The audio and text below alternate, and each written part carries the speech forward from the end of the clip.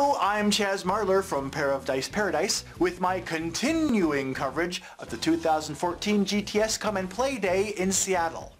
Now if you're fed up with Earth and Mars is passé, then there's only one destination left for you, Neptune. Oh, but if interstellar voyages make you queasy, then you may get your intergalactic planetary fix with the game Destination Neptune.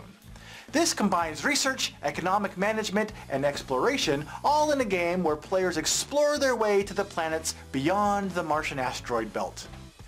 Brody from Griggling Games talked to me about his company's first major release. I want to show you our first major release, Destination Neptune. It's a science-based, optimistic view of the next 100 years in space.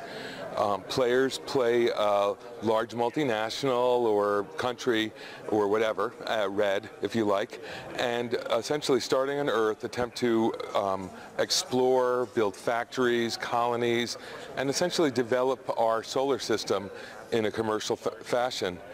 There is technology, there are technologies, you can see there are space meeples, you can gain fame. So there's a lot of different ways towards victory.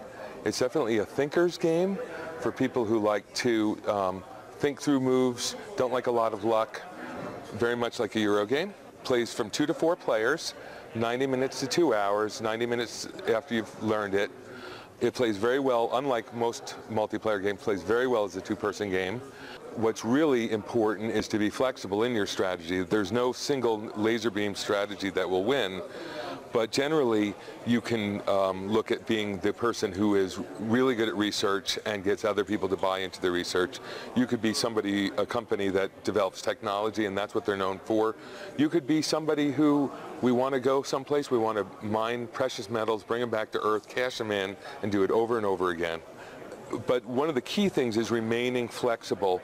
The game constantly rewards people who plan ahead and are able to take advantage of their opponent's play.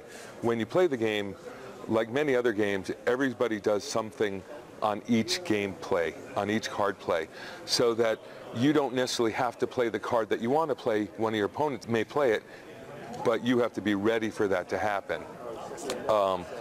The game also rewards people for being intrepid, for essentially going further out into space, for having a lot of bases on different planets.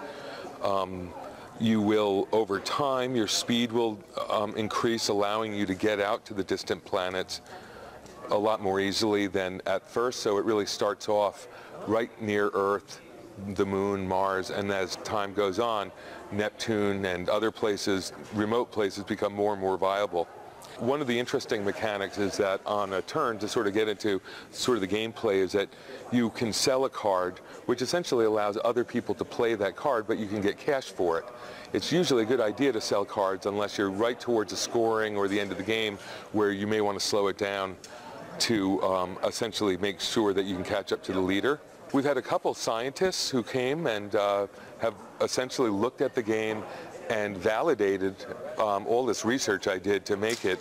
So, for example, one gentleman who's a self-identified astrophysicist, I said to him, well, you get a speed bump of 4 if you get fusion power. And he said, well, why not just use gravity slingshots? And I said, well, you can improve gravity slingshots there with +3 speed. And he said, okay, I'll take a copy.